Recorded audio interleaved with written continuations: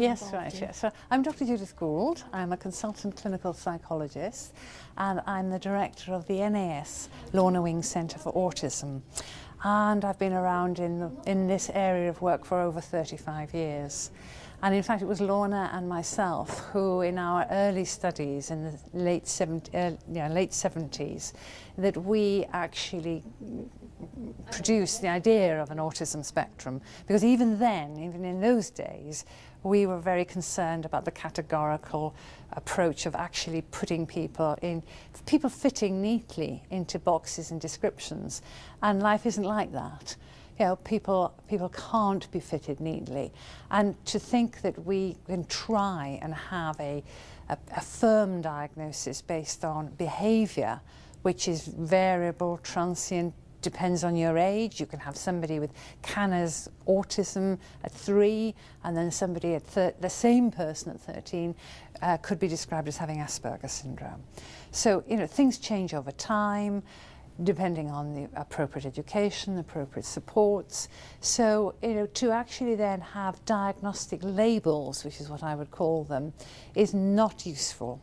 It's far better to describe somebody in terms of what we use, our terminology is social interactions, social communication, and social imagination. And having those 3 areas of difficulty is then strongly associated with a repetitive pattern of behaviour.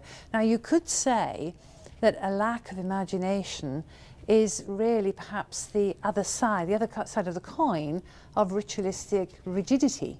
Because if you're not able to imagine something, maybe then the best way you control your world is by imposing routines that are understandable. So the point is that everything merges into each other. And we've got our famous saying at the Lorna Wing Centre is that nature never draws a line without smudging it.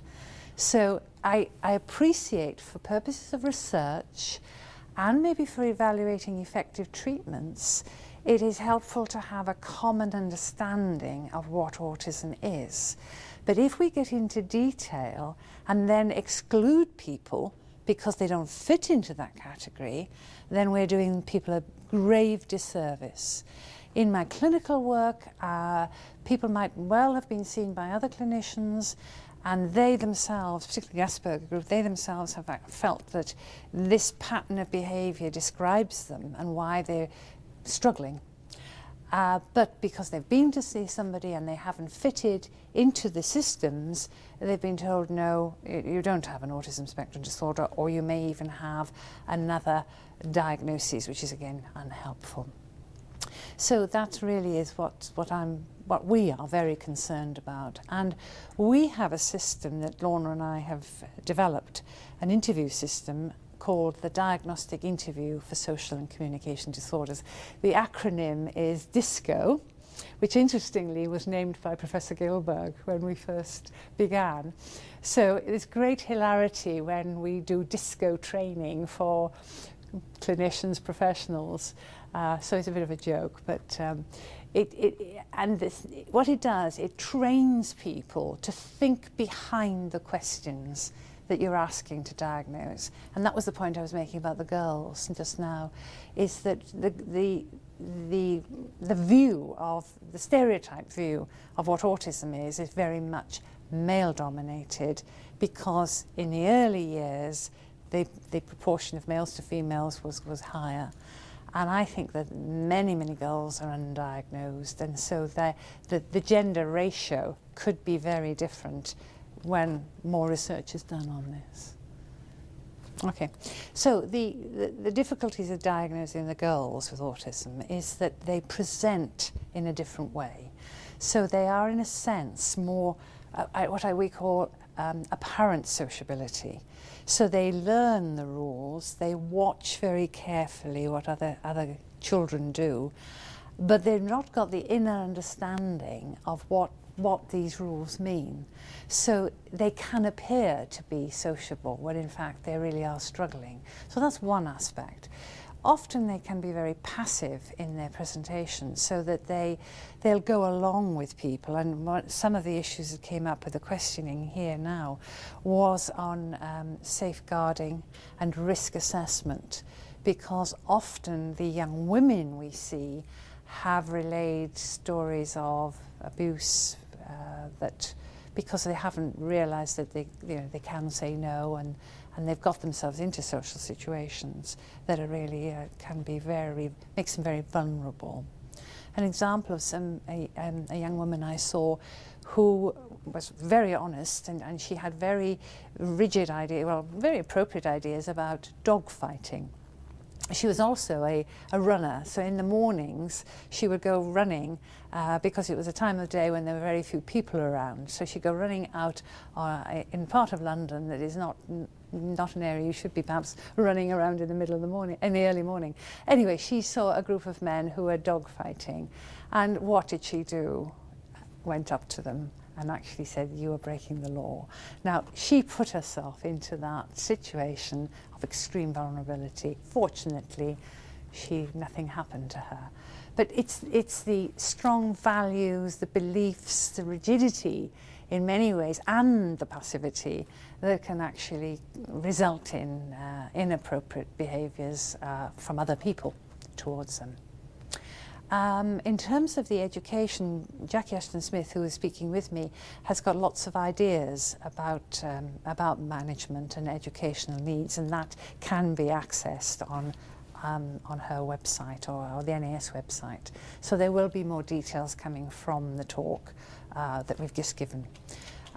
So I think it's just, the point is to raise awareness that the girls are underdiagnosed, and they may present with mental health issues. One of the ones is eating disorders that can be muddled with anorexia and bulimia.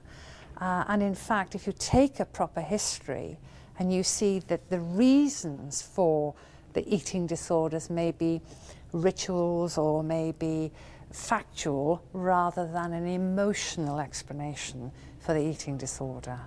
And similarly with OCD, obsessive compulsive disorder, that can overlap with the women, and that needs to be teased. So everything needs to be teased out.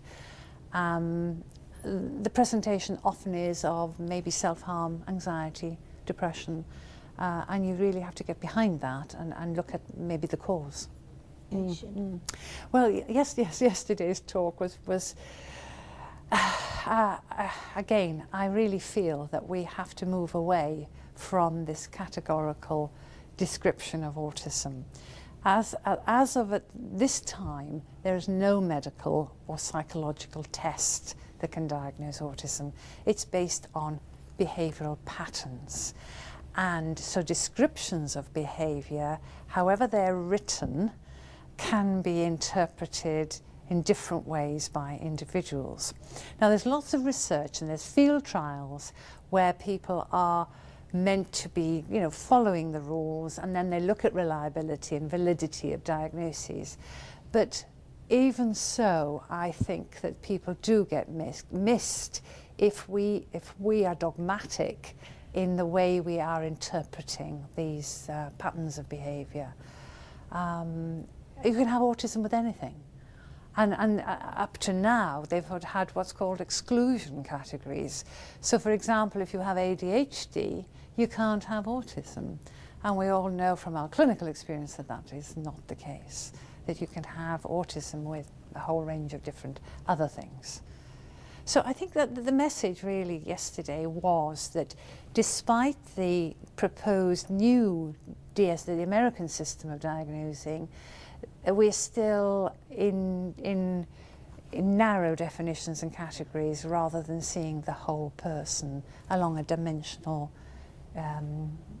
format, so that you can have your IQ level on one dimension, your language on another dimension, your pattern of routines on another dimension, your motor coordination on another dimension, and you can use the label autism spectrum disorder, but that standalone tells you nothing about Johnny as opposed to Sarah or anyone, because you've got to describe the person and what their skills and deficits are along all these different dimensions.